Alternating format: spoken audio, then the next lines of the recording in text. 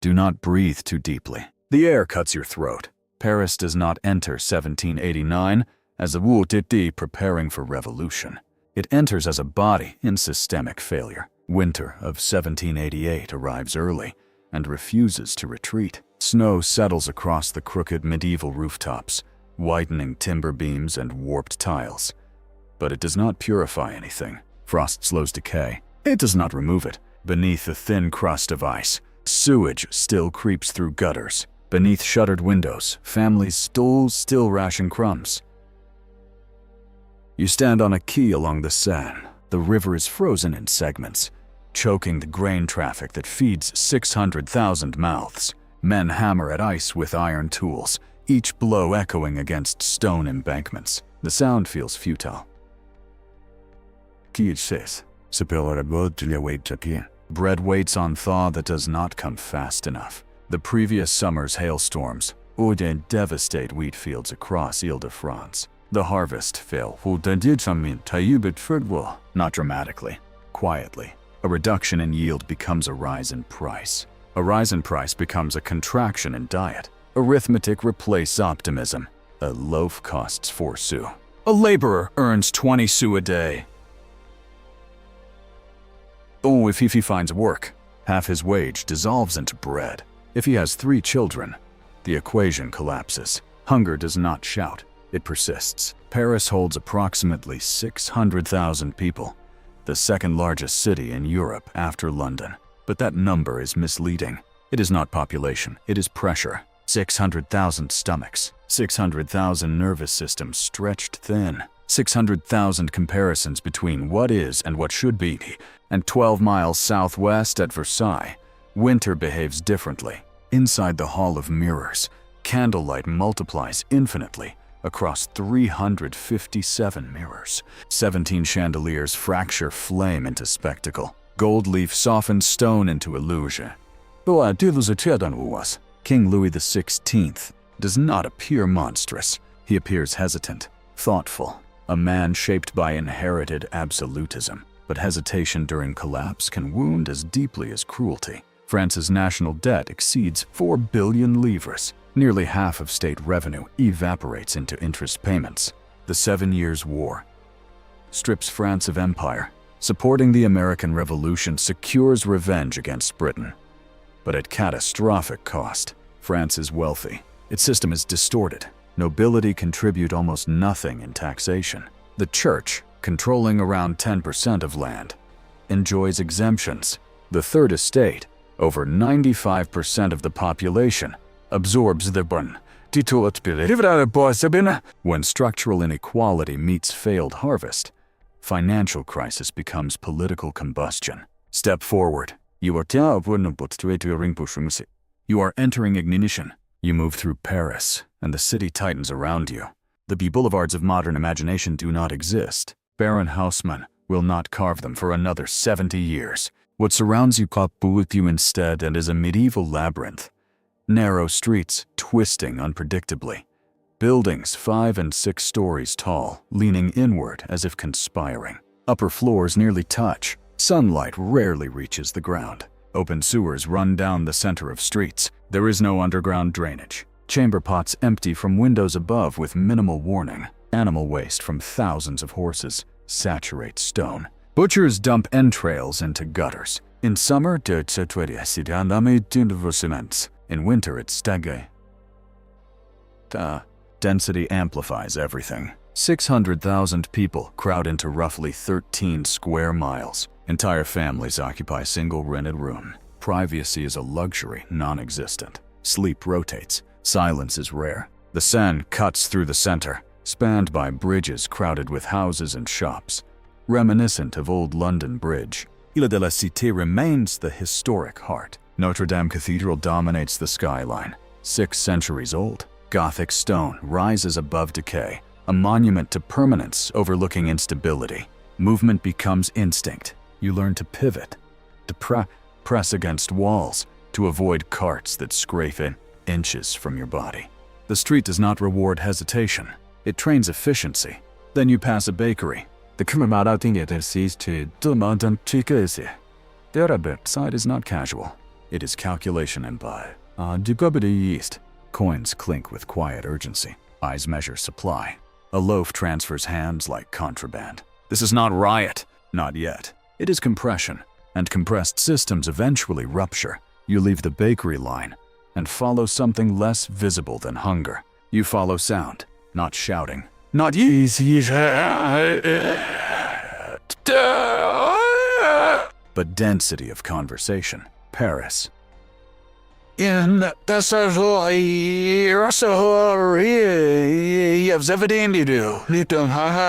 if 89 begins to hum in a different register. The markets still function.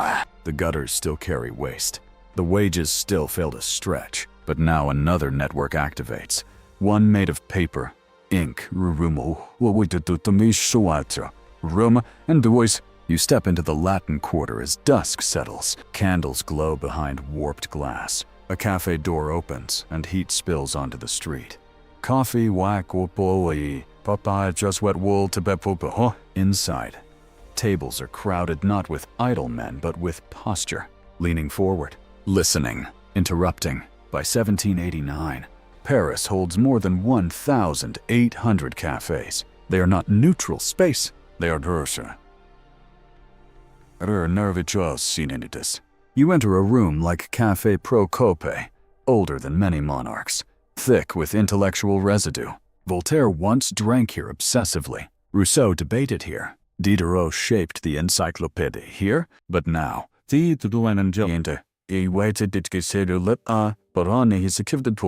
Enlightenment is no longer theoretical.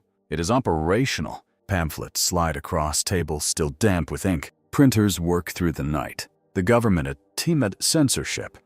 But suppression cannot keep pace with multiplication. Too many forges, too many readers, too many grievances. You watch a page being folded and slipped into a coat pocket. It contains an argument, not for reform, but for sovereignty.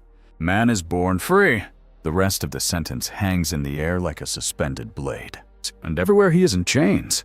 In previous decades, such words live safely in salons. Rooms perfumed, and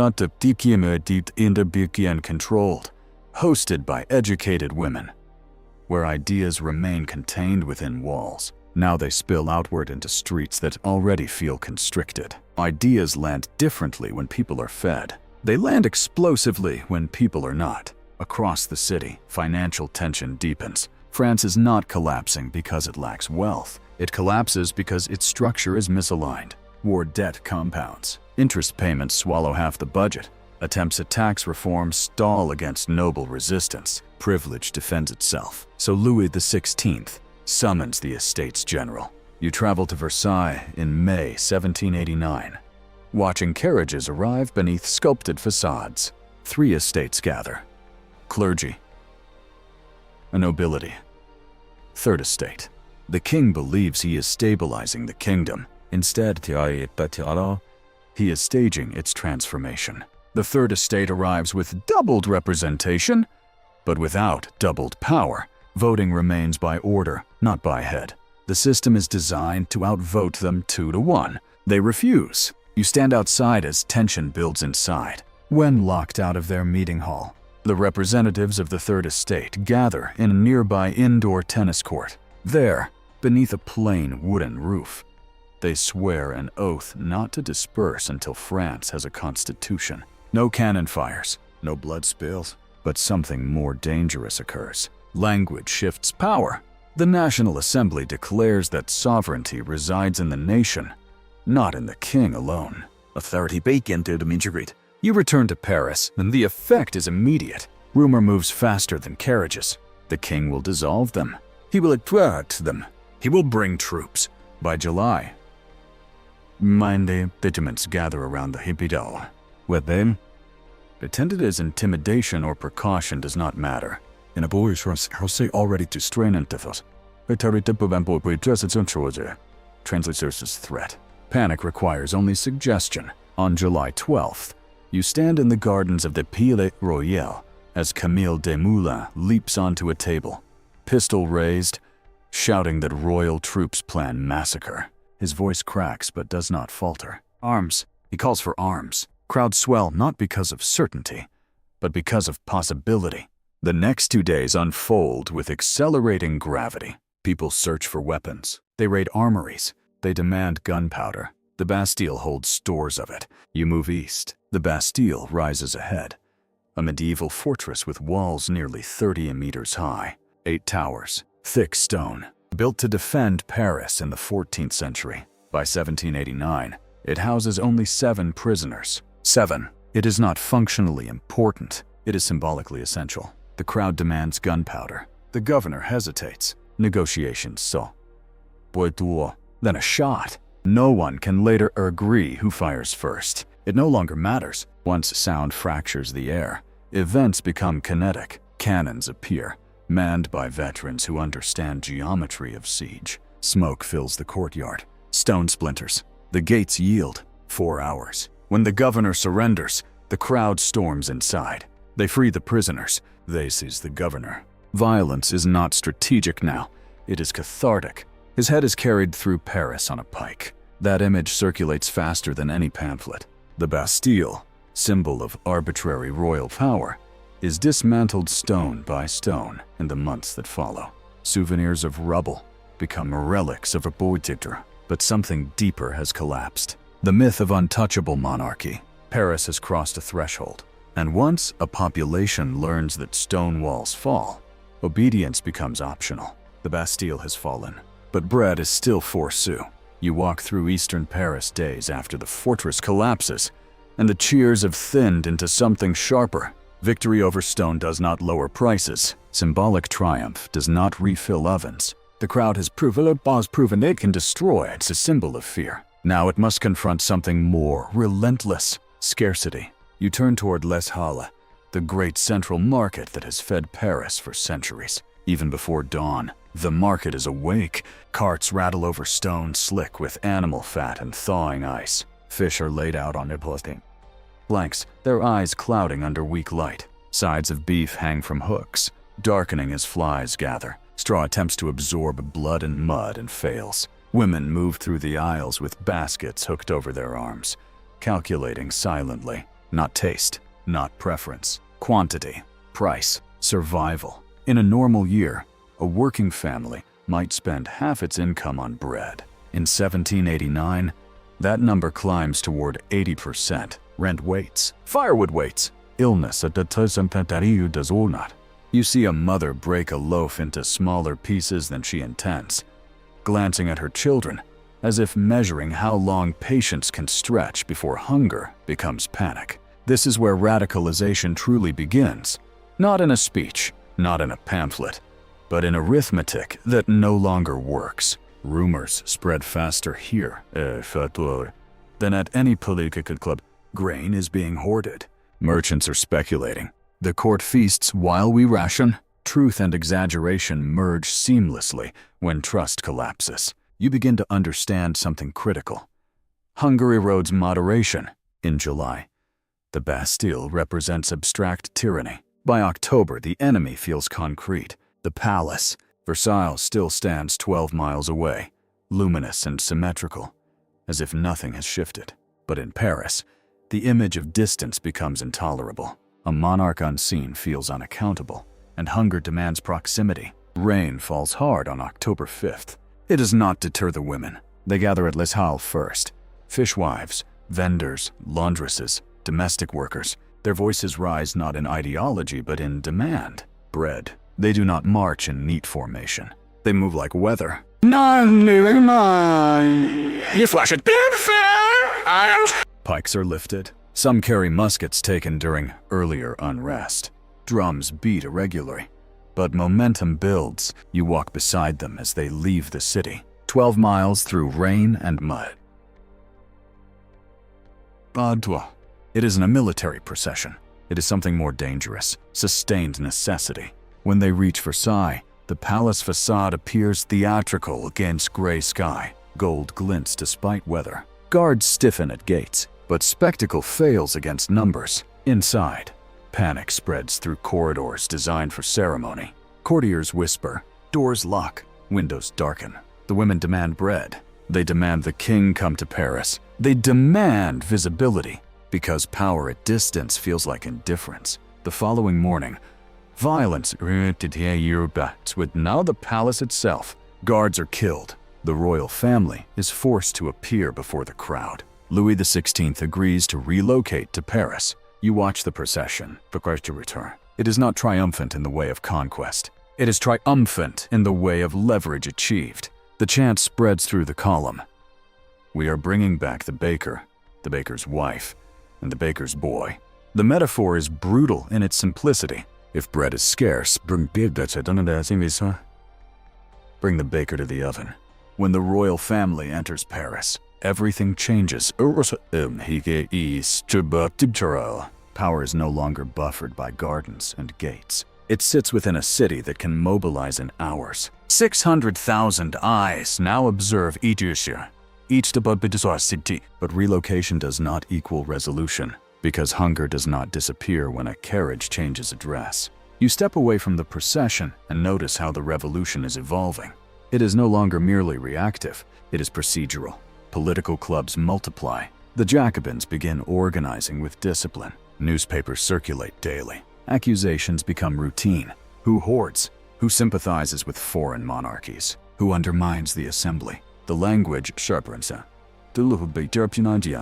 You return briefly to a salon, not to contrast, but to understand continuity. In candlelit rooms, Enlightenment ideas once float in relative safety. Now they move outward at speed. Liberty, equality, fraternity. Words transform into civic vocabulary. In August 1789, the Declaration of the Rights of Man and of the Citizen formalizes principles debated for decades. Equality before the law. Sovereignty resides in the nation. Freedom of expression. Property as a natural right. These are not emotional slogans. They are structural.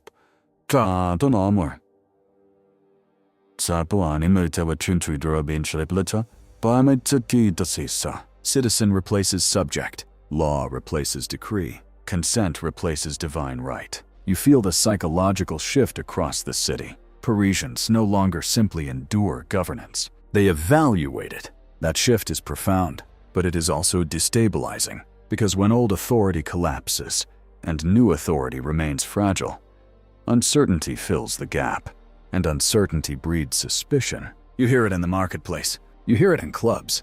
You hear it in whispers at doorways after dark. Traitors, counter-revolution, foreign invasion. Austria and Prussia watch with alarm. War looms. Economic stress persists. Bread prices fluctuate, but never fully stabilize. The revolution that began with hunger now feeds on vigilance. You sense the mood hardening. Justice becomes swift. Compromise begins to resemble weakness. The city that once debated equality now debates loyalty.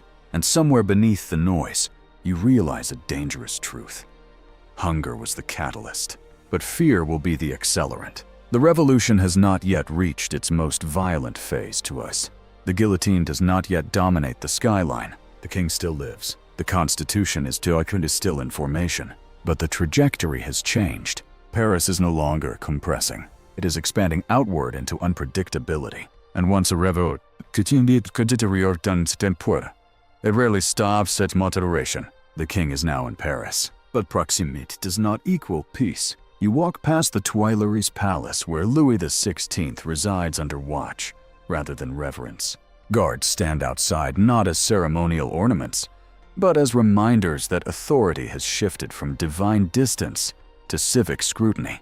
The monarchy still exists in form. In his substance, it has already weakened. France attempts to stabilize itself through law.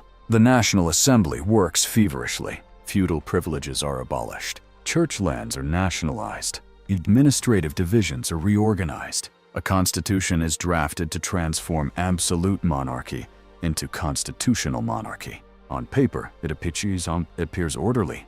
On the streets, it feels fragile. Because beneath legal reform, deeper currents move. Fear of invasion, fear of betrayal, fear that revolution might be reversed. Europe watches closely. Austria and Prussia. Monarchies bound by blood to the French royal family. Consider intervention. The idea of a king tried, or worse, executed, executed, threatens every throne on the continent.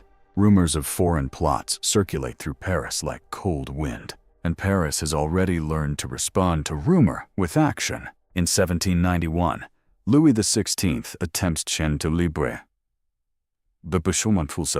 You imagine the carriage moving cautiously through the countryside, disguised, hoping to reach loyalist territory.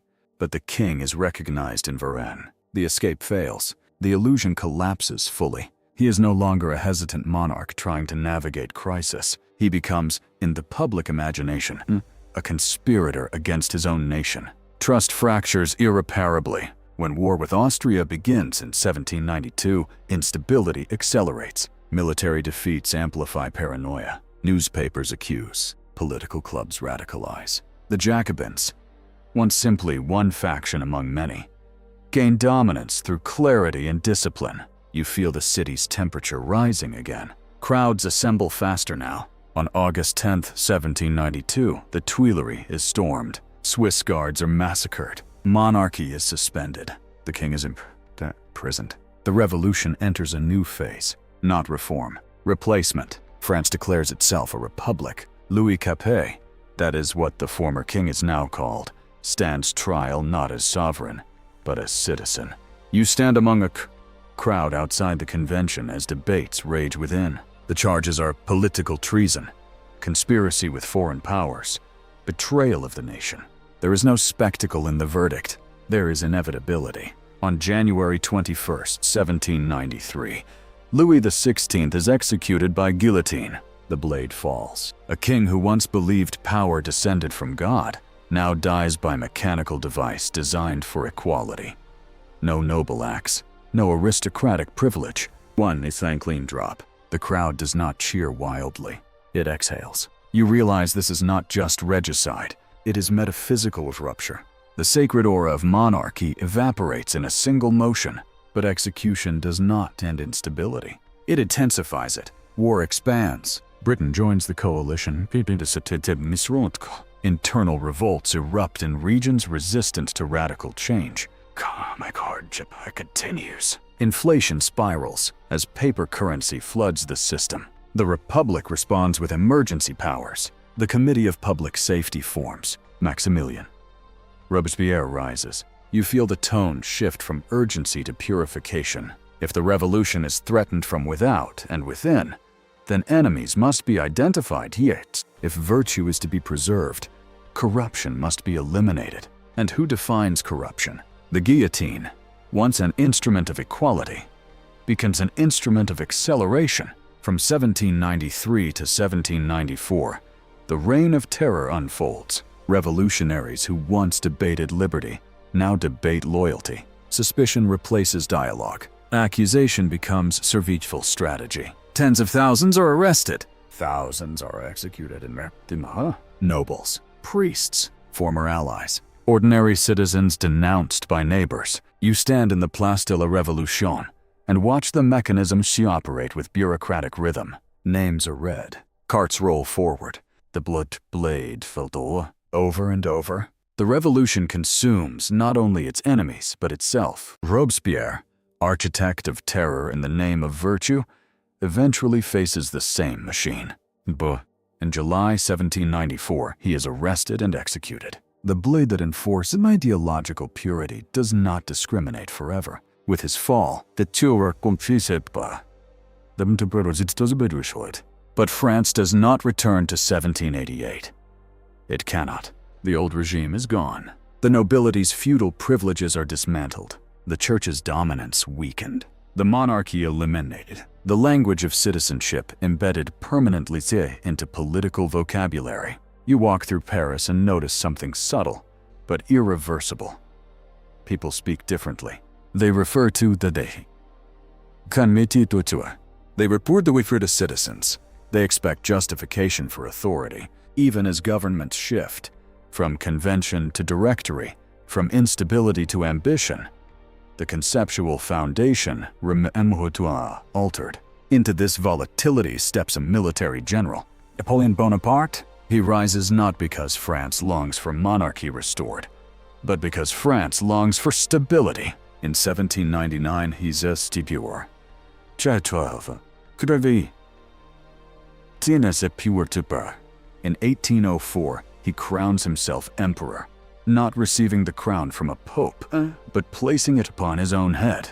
That gesture matters. It signals that legitimacy no longer descends automatically from divine sanction. It must be collateral. Even empire now acknowledges the revolution's shadow. Decades later, Baron Haussmann will carve wide boulevards through the medieval maze that once sheltered barricades. Streets will be widened not merely for beauty, but for control, for visibility, for troop movement, for preventing future insurrection from sealing off entire districts. The Paris you recognize today, ordered, symmetrical, luminous, emerges from lessons learned in blood. But in 1789, when you first step into the labyrinth, none of that future is visible. What you encounter instead is a city compressed by hunger, destabilized by debt, electrified by ideas, and transformed by corruption. The revolution does not unfold because Parisians suddenly become violent. It unfolds because arithmetic fails, because legitimacy erodes, because information multiplies. And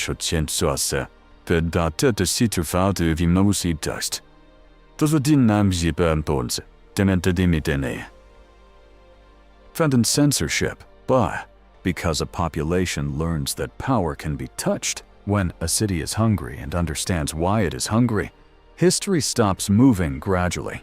It accelerates. You stand once more along the Seine. The ice is melted. Boats move again. But the water reflects a different sky.